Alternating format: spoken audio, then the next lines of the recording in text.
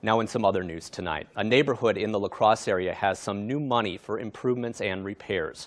News 8's Pauline Lee is live in our studio with who the money's from and what it's going to. Pauline? Well, the Powell, Hood, Hamilton, and Washburn areas is a part of our community that the city officials say is a great place to live and work. But at the same time, it could use some improvements to infrastructure and safety. That's why the La Crosse Foundation wants to do its part in helping this community grow and thrive for many years to come. Take a walk around the Powell, Hood, Hamilton, and Washburn neighborhoods in La Crosse, and the chair of the Revitalization Committee says it's on the path to being a great community. And you see people proud of their homes.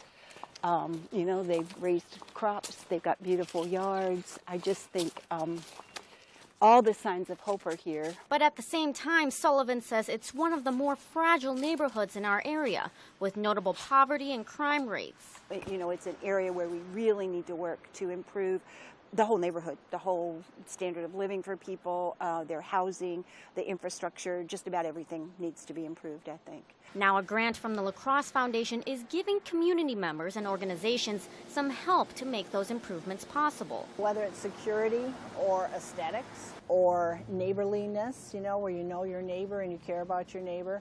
So it's really community building from a grassroots perspective as generated by the people who live in the neighborhood.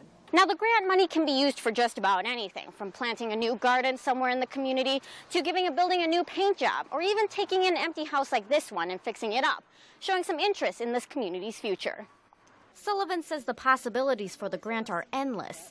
It just takes a little dedication and some creative thinking. So it's going to be exciting to see what people come up with. There's so much that can be done that I think all kinds of people can do interesting things. The foundation has set aside $100,000 to award for the grant. It's also important to note that this is not just a single grant. The foundation is hoping it can award various amounts to numerous local nonprofits, government, and church groups with great ideas to improve the community. Thanks, Pauline. Applications are due October 15th. For more information on how to apply, we will have a link on our website, news8000.com.